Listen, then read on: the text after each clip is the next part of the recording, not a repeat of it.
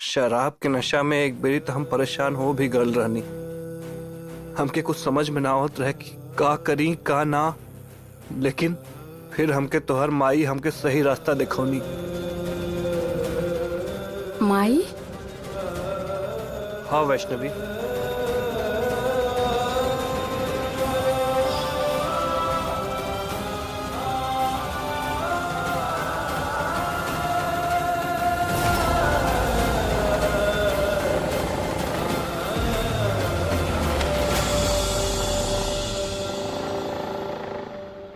संभल के चले के चाही ना। सॉरी, हमके दिखाई ना देलस। वो पीछे से आगे अचानक से समझ में ना आयल। नशा में ऐसे ही होखेला, झूठ बात में दिमाग इतना उलझ जाला कि सच सामने होते हुए भी दिखाई ना देवेला। कार्तिक, रउआ हमके कैसे जानत है? वैष्णवी हमरा के माई बुलावेले।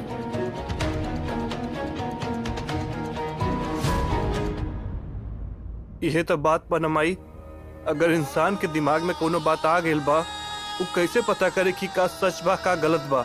जे सिर्फ दिखाई देत बा वो सच बा कि ओकरे मन में जौन बात चलत बा वो सच बा? जीवन और संबंध दोनों में विश्वास बहुत जरूरी होखेला कार्तिक। गलत इंसान पर विश्वास कैला तो ऊ तहरा के आपन साथ ले डूबी। बाकी अगर सही इंसान पे विश्वास कैला तो तहार जीवन संवर जाए।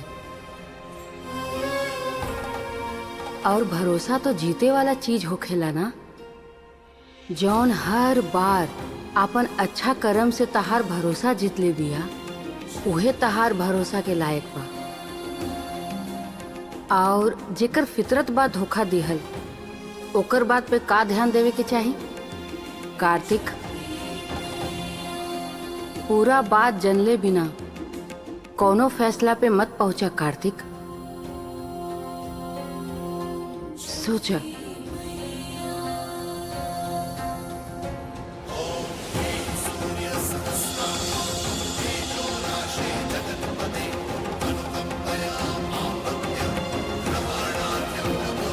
अच्छा, हम जाता नहीं।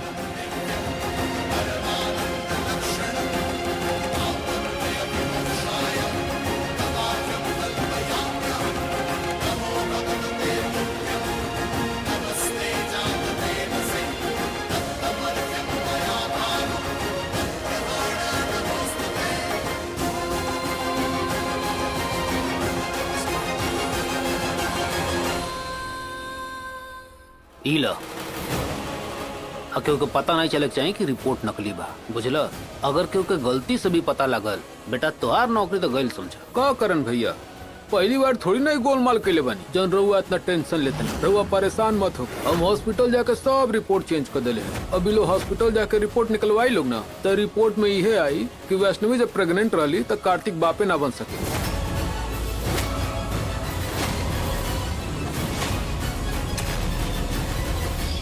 मन तक करत रहे कि करण भाई के उनजे सबके सामने सबक सिखा दें, लेकिन फिर हम सोचनी कि उनके घटिया सोच के बारे में कुल घर वालों के पता होए के चाहिए, पूरा परिवार के पता होए के चाहिए। यही खातिर यहाँ आइले के बाद हम बात उठौनी। और वैष्णवी, कहीं न कहीं तनी मनी गलती हमरो बा। हमके शराब ना पिए के चाहत रहे, पता नहीं का हो गल रहा है। हमके गुस्सा में आके हम अपने आप पर कंट्रोल न कर पौनी। कार्तिक जी, हम रउआ से नाराज नहीं की।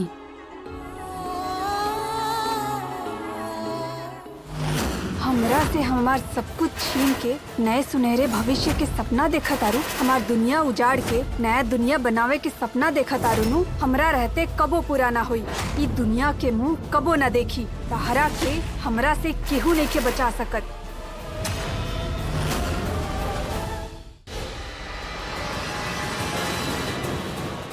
हम सपना में भी ना सोच रहे कि कार्तिक के खिलाफ तू इतना घिनौना साजिश रच सकेला, इतना घिनौना इल्जाम लगे। अरे शर्म आओ तो हमको तो के अपन बेटा कहला में। अरे सौतेला ही कम से कम दिखावे खातिर अपने भाई के प्यार कर सकत रहा ना तू। हमार तो मन करता यही बातों के उठा के धक्का देके घर से बाहर फेंक दे, लेकिन नहीं। जब घर के बड़े गलत के पहाड़ पे बैठे लोग तो के काही कहीं गलती तो सबसे भइल बा घर में, सबसे भइल बा घर में गलती। हम खुद गुनाहगार बानी कार्तिक के, लेकिन अब नहीं। अब अगर केहू जाना भी कार्तिक के खिलाफ कोनो साजिश रचल ना, तो हम खुद होके घर से धक्का मार के बाहर निकाल दे। सुन लो लोता लोग।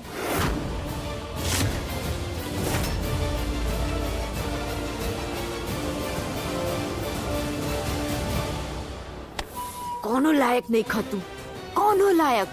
जरूरी है कि वही टाइम पैसा दियल जाए, और ये अगर देवही के रहे तो आसपास नजर दौड़ा ले रहता, केहू देखत तो नहीं खे ना। लेकिन नहीं, अरे बकलोल, हमार बात सुन, समझाओ एके। जी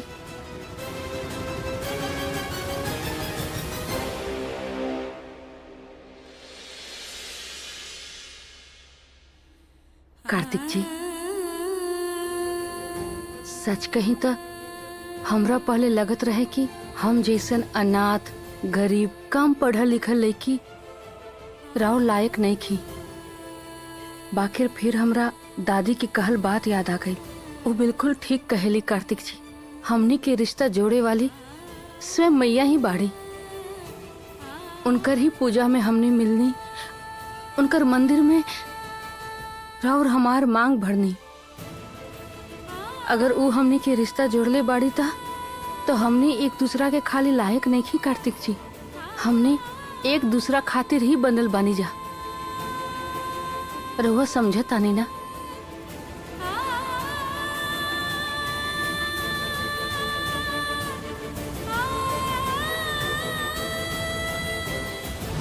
हमरा से हमार सब कुछ छीन के नए सुनहरे भविष्य के सपना देखा तारू, हमार दुनिया उजाड़ के नया दुनिया बनावे के सपना देखा तारू नु हमरा रहते कबो पूरा ना हुई।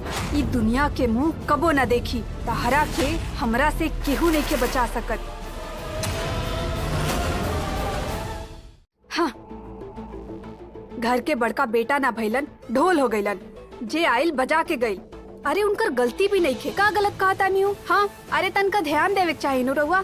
पकड़े भी गई नी तो कोनो बात पलट देती नु, पर ना, उहे पड़ल पड़ल मार खात रहनी बात। तो के भी लागत कि हमार गलती बा? ना ना, गलती राउर नहीं खे, गलती तो हमार बा, हमार। अरे हम सब कुछ जानते हुए बूझते हुए भी अपन सारा जिंदगी घर में बर्बाद कर देनी। अरे एगो तो सपना रहा हमार कि ई घर हमार हुई, प्रॉपर्टी हमार हुई, बिजनेस हमार हुई, लेकिन भइल का? कुछो ना, उल्टा भइलो कर उल्टा। अब तो उ दोनों के बच्चा भी आवे वाला बा। अगर उ दोनों के रास्ता से हटा भी देनी नु, तब वो दोनों के बच्चा सब कुछ उड़ा के लेके चल जाये। अरे तो का करी हम? अरे तो हो की तरह हाथ पे हाथ धके ना बैठ सके नहीं हम। ए घर में चूड़ी, कंगन, लाली, लिपस्टिक वगैरह से जब फुर्सत मिल जाये ना, तब कुछ करिया। और बाद हमरा से बोलिया। अरे हमरा करे रही हम कब के कर देती करन, पर ये घर में हमरा केहू सुने लगा। एक शब्द उ वैष्णवी के खिलाफ हम बोल नहीं की सकत। सब कुछ ई घर में सिर्फ और सिर्फ उ छठी मैया की बिटिया वैष्णवी है। और हमरा खातिर ई घर वाला ई गैर गालियों से नहला भी दिनू, तब वो केहू कुछो ना बोलिए घर में करन। तू हो ना, का करी? जब पति ही निकम्मा बा तो गैरों से का उम्मीद? उर्वशी! बस हो गई करन। ये हेकड़ी खाली तू हमरा पर दिखावा, काहे कि बाहर तो तू खाली भीगी बिल्ली बना रहेला। तहार ये हरकत के वजह से नु ये प्रॉपर्टी तो तू भूलिए जा, कबो न ले पाइबा कार्तिक से। उल्टा ओकर मार, ओकर लात, ओकर मुक्का खाए के आदत डाल ला करन। बस तहार जो अम्मा बाड़ी नु वो लाडली है कार्तिक के, ओकरा दूध, दही, मक्खन, रसमलाई सब मिली, और हमरा तो 2 गो रोटी भी ना मिली करन। हम ना अपन जिंदगी बर्बाद कर देले बानी, बर्बाद। हमरा ना एगो बच्चा मिलल, ना अच्छा पति, और एक का सुने के बता रहा करन, हमार जिंदगी बर्बाद करके सुख चैन ना मिलल का, पेट ना भरल का सुन के। जा यहाँ से, जा यहाँ से। अरे जाता नहीं हमार माई। अरे तोरा ऐसा बीबी भेले से बढ़िया ना हम संन्यास ले लें। करन! जाता नहीं, हमेशा खातिर जाता नहीं।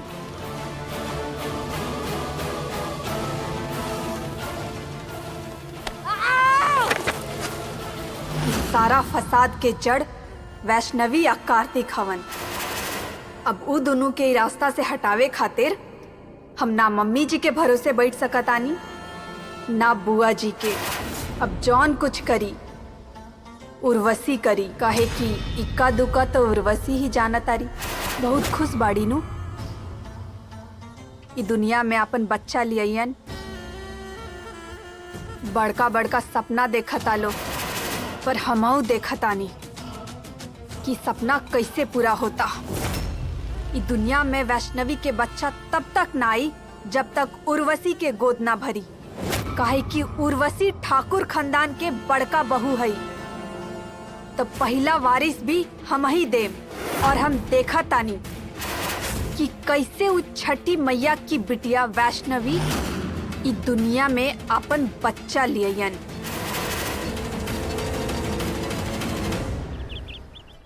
बैठा आराम से, आज कौनो काम नहीं, काम को छुट्टी होके आज हम तोहरे और अपने बेबी का पेंटिंग बनावता। तो जाए का जल्दबाजी नहीं, कहीं भी ना जाए के बाद तो के इंजे बैठे के बा। ओके बाकी कार्तिक जी, हमने के बच्चा ता छोटा सा बा और वो हमार पेट में, ओकर पेंटिंग कैसे बनी? अंडर एस्टिमेट करता रहो तू हमें। भाई आर्टिस्ट बानी, हमरे इमेजिनेशन पर तन्नी ता भरोसा रखा। और का हमके ना पता कि हमनी के बेबी के जौन आँख हुई बिल्कुल तोरे तरह हुई, बाल भी तोहरे तरह हुई और रंग भी तोहरे तरह हुई, लेकिन ई जौन स्माइल बाना हमरे तरह हुई, बिल्कुल हमरे तरह। अच्छा जी, अब रउआ इतना सब कुछ सोच ही ले बानी, तो इहो बता दी कि लड़का हुई कि लड़की? ये भी कोनो पूछे वाली बात बा? ऑफ कोर्स लड़की हुई। हाँ ना कार्तिक जी, हमरा भी यही लागेला। और तोहे पता बा, हम तो नाम भी सोच ले बानी। बताई, राधा। वाह कार्तिक जी, ये तो बहुत प्यारा नाम है। वैसे हमहू एगो नाम सोच के रखनी है। का? श्री। वाह, बढ़िया।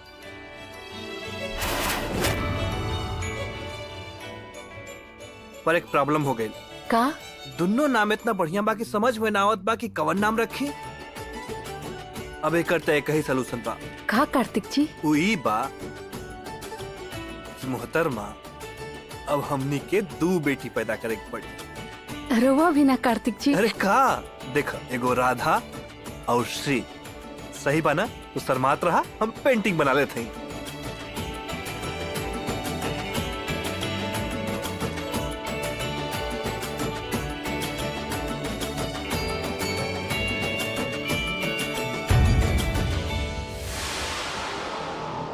हमरा से हमार सब कुछ छीन कर नया सुनहरा नया भविष्य के सपना देखता लो ई लोग। पेंटिंग बन गई, देखबो ना?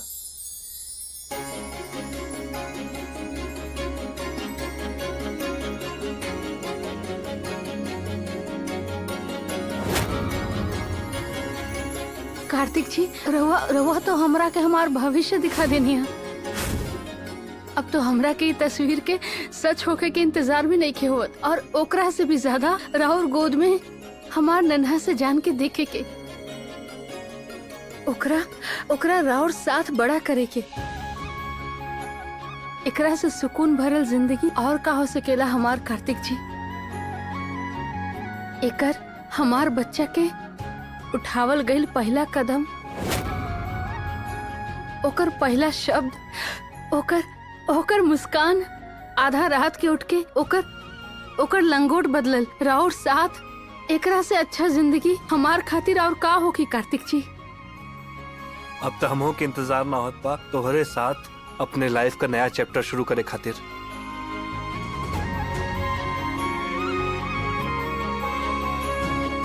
दोनों के वजह से हमार करण जी घर छोड़ के चल गई नी, और वहाँ के साथ हमार आखिरी उम्मीद भी। हमार दुनिया उजाड़ के नई दुनिया बनावे के सपना जौन देखा तालो नु, हमरा रहत कबो पूरा ना हुई। फिर चाहे वो कोनो भी हो, राधा हो चाहे विधान हो, ई दुनिया के मुंह कबो ना देखी। तहरा के हमरा से केहू नहीं के बचा सकत। केहू ना। बदले तेरे माही लाके जो कोई सारी दुनिया भी दे दे अगर तो किसे दुनिया चाहिए। तू है तो मुझे फिर और क्या चाहिए। तू है तो मुझे फिर और क्या चाहिए। किसी की ना मदद ना दुआ चाहिए। तू है तो मुझे फिर और क्या चाहिए। तू जवन दुनिया का सबसे कीमती फूल हमके देवे वाला वाड़ू वैष्णवी, ओकरे आगे फूल का गार्डन भी कुछ नहीं थे। आज गोद भराई का बेस्ट विशेष सबसे पहले तोहरे बेबी के पापा की तरफ से। लव, कार्तिक। देखा ताड़ा बच्चा, अभी तो खाली 8 महीना भइल बा, तहार पापा के प्यार बढ़ते जात बा। अभी तक तू हमार प्यार देखलो ही कहा वैष्णवी। हाँ, जब हमनी की बेबी ये दुनिया में आई और वो हमके देखी तब कहे कि हम दुनिया का सबसे बेस्ट पापा हैं। हाँ वैष्णवी बिटिया तैयार हो गई लुका, तो नीचे आजा। कार्तिक बबुआ वैष्णवी के नीचे ले आवा, मेहमान आज शुरू हो हाँ गए। दादी। आवता नहीं दादी। चली चल।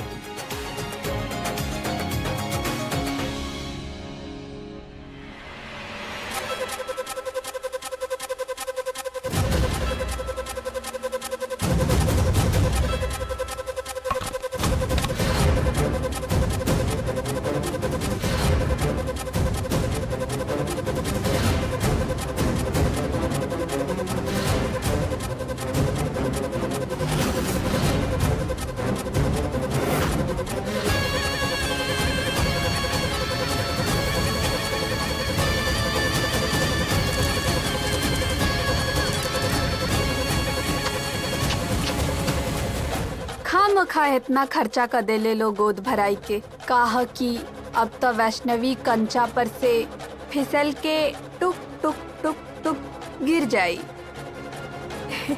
उतर रही ना रही वैष्णवी, ना रही ओकर बच्चा।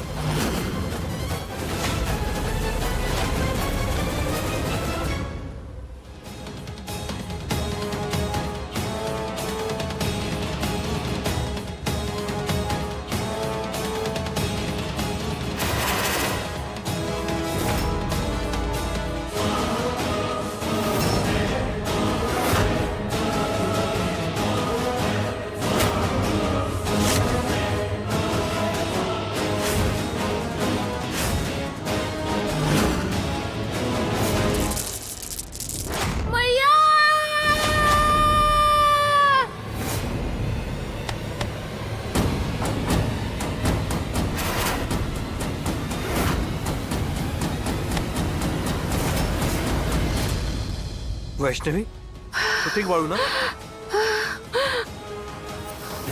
फिर से बच गई।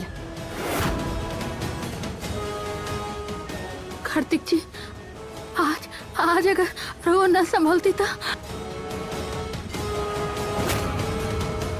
अरे जाता नहीं हमार माई। अब तोहरे ऐसा बीबी भइले से बढ़िया बाना कि हम संन्यास ले ले।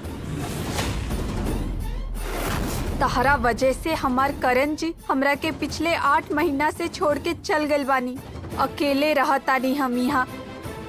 तहरा एहसान तले अपन जिंदगी गुजारतानी ना, पर अब ना। हमहू देखा तानी कब तक बकरी के माँ खैर मनावतारी। आज ना तक कल तहरा अपन बच्चा के साथ ए दुनिया से जाए पड़ी। और फिर आई देवर जी के बारी। काहे कि इक्का दुक्का ता उर्वशी जानतारी। का करे तारू बिटिया? अरे ध्यान रखा ना, संभाल के पैर रखा। तो ठीक बाड़ू ना? हाँ चलो आराम से। बबुआ आराम से।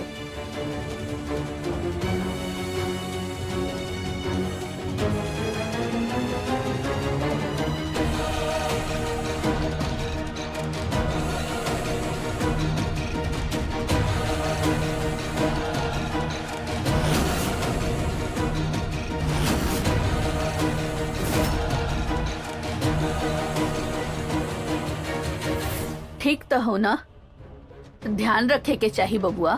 ध्यान रख के ही चलत रही दादी, बाकी ऐसा लागल जैसे कि हमार पैर के नीचे कुछ आ गया। कुछ आ गए? कहाँ आ गए? पता ना।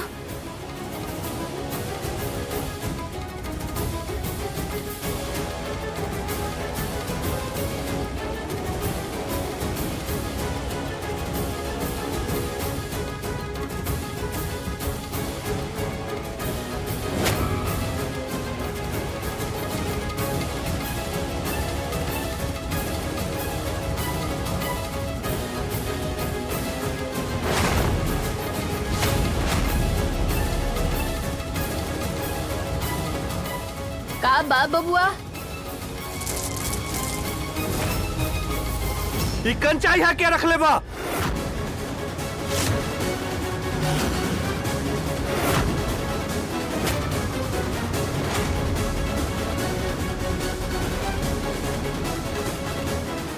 कंचा यहाँ के रखलस? केकर हरकत बाई?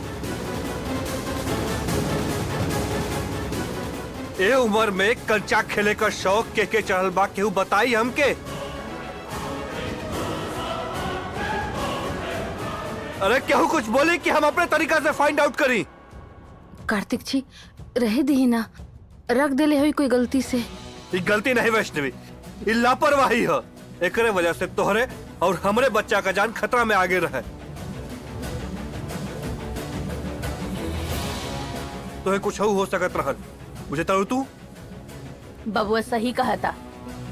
सिर्फ वैष्णवी के ही ना, सबके सामान के ध्यान रखे के चाहिए। कौन सा सामान कहाँ पड़ल बा, के फेंकल कोई चाहिए।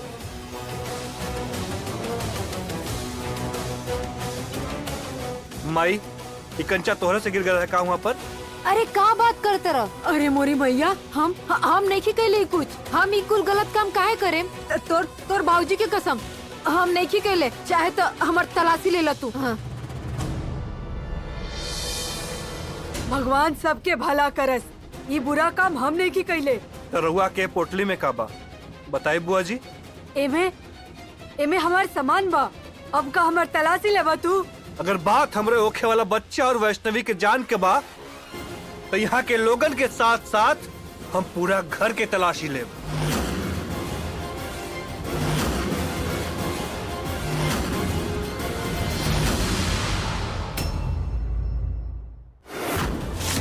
वैष्णवी ठाकुर, यू आर अंडर अरेस्ट।